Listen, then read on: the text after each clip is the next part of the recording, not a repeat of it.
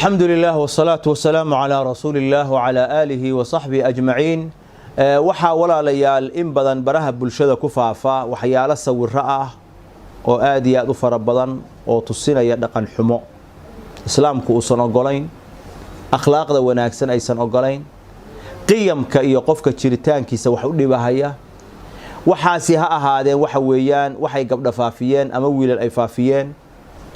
waliba dhaqannadaasi iyo sawirradaasi waxay tusinayaan waxyaalo anshax xumo ah oo aan fiicnay. gabdhaha waxa weeyaa muslimaadka ah oo ilaahay subxaanahu wa tacaala xishoodka iyo xijaabka uu amray in waxa weeyaan dhinaca dhalinyarada looga faa'iideysto in laga helo muuqaalo, ama gabadhu ha ku dhiirata iyadu inay duubto u duubto, ama wiilkuba si kale ha uga duubo. markaasna uu gabadhii waxa weeyaan muslimadda ahayd sawirkeeda uu hayay oo ku xukumo oo uu kaga faa'iideysto uu yiraahdo haddaadan waxaan raba aadan ii yeelin waxaan faafinayaa sawirkii aan kaa qaaday ama sawirka ii soo dirtay baan faafinayaa. oo ayaduna markaas waxa weeyaan dacfil iimaan haya iyo daciifnimada iimaankeeda laga yaabo inay u dhaga nuglaato warkiisa ayadoo is oranaysa sawir yuusan kaa faafin xun, markaasna rabitaankiisa u yeesho.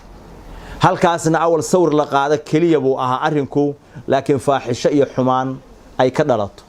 halkaas ay ku weydo gabadhii muslimadda ahayd inanimadeedii ay ku weydo. arrinta iyada waxa weeyaan waa arrin khatar ah oo khatar ah.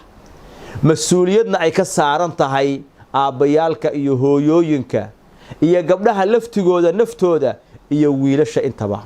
waxaan leeyahay wiilasha dhalinyarada ah oo gabdho waxa weeyaan sawiradood badan helay oo gacanta ku haya, ama waxa weeyaan gabdhuhu ha u soo diraan ama ayagu ha ka qaadeen, ilaahay ka baqa oo gabadha muslimadda ah haddaad faafisaan wax aad ka haysaan oo bulshada aad soo dhigtaan, ogaada qof kasta oo daawada qofka muslimka cirdigiisa aad baahinaysaan, qof kasta oo daawada dembiga uu ka arkahayo iyo fiirsanahayo idinka ayaa taxamulaysaan. ogaada waa dembi weyn oo fara badan weeye. ogaada qofkii muslimka cirdigiisii ayaa hal mar waxaad ku fasaxdeen boqolaal malaayiin bashar ah inay adduunyada daafaheeda ay daawadaan. dembiga halkaa ka dhalanahaya wiilka faafinahaya ayaa qaadahaya. ogaada waxaa faafinaysaan waa wixii nebigu yidhi calayhi salaatu wasalaam, man satara musliman satarahu allah.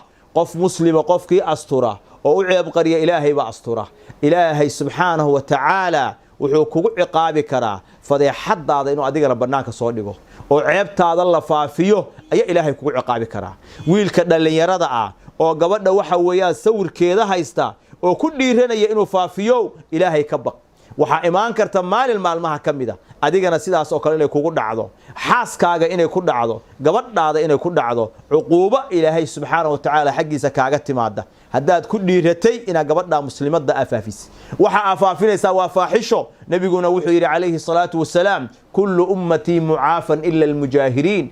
ummadayda dhammaanteed waa la cafiyaa ilaa qof xumaanta iyo fisqiga la jahraya mooyaane. gabadhii muslimadda ahayd wixii aad ka qabatay oo waxa weeyaan cawradeedii ahaa haddaad muslimiintii u soo bandhigtay, waxaa tahay qof la jahrahaya, xumaan la jahrayaa tahay. khatar ayaana ku jirta. ilaahay ka cabso oo ilaahay ka cabso. gabdhaha muslimaadka ah oo iimaankoodu daciifay oo gaaray inay nin ajnabi ah sawirkeeda u dirto oo ay mataqaana u tuurto oo u haysata maxabo iyo jacayl inuu u daa'im noqonahayo ama sidaa u jeclaanahayo, waa inaad ogaataa dabin ayaad ku dhacday. haddii shala aad ku dhacday oo daraad aad ku dhacday oo maanta aad ku dhacday, ilaahay ka cabso oo sawirkaaga jooji oo nin ajnabiya ha u dirin oo waxa weeyaan iska daa sawirkaan aad iska qaadaysid ama asagu kaa qaadahayo. gabdho badan baa markii la guri geeyey, habeenkii la gurigeey waxaa loo soo tuuray nimankii aroosay sawirro ay la galeen nimanka iyaga oo kale ayagoo ku xumaynahaya oo gurigeeda duminahaya. zawjkuuma aha dhallinyaradan jaamacadaha lala dhigto iyo dhallinyaradan beeraha lala fadhiisanahayo aswaajtiinni ma aha. ilaahay intaa ka cabsataan oo xishootaan ilaashada. waad arkaysaan waxa baraha bulshada yaalla oo xumaan iyo fisqi ah oo gabdhihii laga faafinayo. ilaasho waxa weeyaan sawirkaaga oo yaan sawir laga qaadin adiguna qofna ha u ogolaanin gabar saaxiib aad tihiin ha u dhiibin maxaa yeelay wiil kale u sii gudbinaysaa asaguna mid kale u sii gudbinaya daminka lagu qoolay baad ku dhacaysaa arrinka isaga ka digtoonow xishoodkii islaamku ku amray la imow oo ilaahay ka cabsa subxaanahu wa ta'ala hooyooyinka waxaan leeyahay iyo aabayaalka